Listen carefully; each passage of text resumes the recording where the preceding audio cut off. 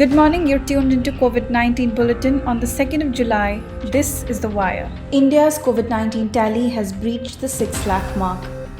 More than 19,000 people have contracted the virus in the last 24 hours. More than 17,000 people have died so far and over 3.5 lakh people have recovered. Pune district recorded the highest single-day rise in COVID-19 cases, taking the total count in the city to 22,000. Tamil Nadu reported over 3,900 new cases, taking the total tally in the state to 94,000.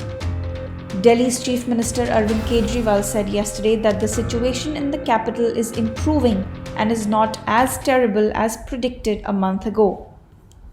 In a press conference, Kejriwal said that the number of recoveries in the city is increasing and the coronavirus situation is under control. Kejriwal said that it was predicted that by the 30th of June, Delhi would have 1 lakh cases, out of which 60,000 would be active.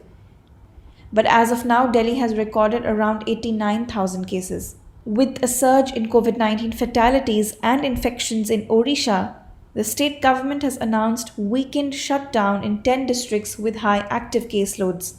Globally, more than 10 million people have been affected and over 5 lakh people have died. The United States reported its biggest single-day spike on Tuesday. Southern parts of the country like California, Texas, and Arizona have emerged as new epicenters of the pandemic. But even as COVID-19 cases show no signs of slowing down, US Vice President Mike Pence stressed that the country is in a far better position to battle the virus than it was months ago.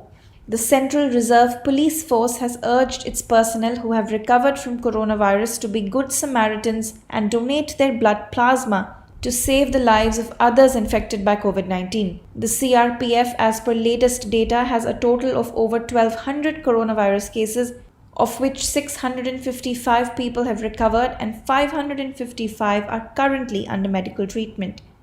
Maharashtra's Home Minister Anil Deshmukh has said that around 4,900 police personnel in Maharashtra have tested positive for the virus so far. 60 of them have succumbed to the disease. 18 private hospitals in Bengaluru have been slapped with a show-cause notice after a 52-year-old patient with influenza-like symptoms died on being allegedly denied admission by citing non-availability of beds.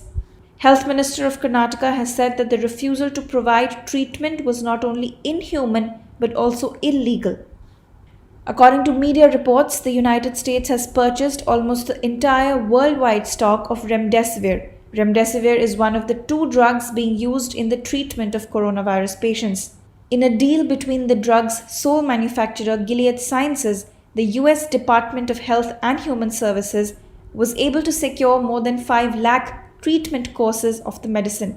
According to a statement released by the US Department of Health, this represents 100% of the US-based pharmaceutical company's projected production for July.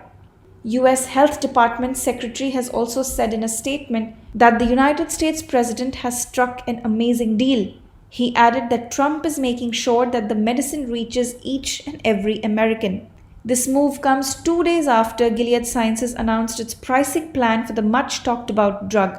The drug maker said that the treatment would cost around $2,300 or roughly 1,76,000 rupees per patient for wealthier nations. The company added that nearly all of its supply would be sold to the United States over the next 3 months. Initially developed to treat Ebola, Remdesivir is the first drug which appeared to effectively help patients recover from the illness faster. In May, the drug also received emergency authorization from the US Food and Drug Administration. Coronavirus cases in Africa have surpassed 4 lakh, while deaths have crossed over 10,000. The pandemic is picking up speed in the continent of over 1.3 billion people. According to a report published in the Associated Press, testing capabilities in the continent still remain low because of shortage of materials. South Africa leads the continent with more than 1,51,000 confirmed cases. In Western African region, infections are mounting in Timbuktu, where 500 cases including 9 deaths have occurred. Thank you so much for tuning in. Don't forget to subscribe to The Wire's YouTube channel and hit that notification bell button for more updates from us. We will see you tomorrow. Until then, stay safe.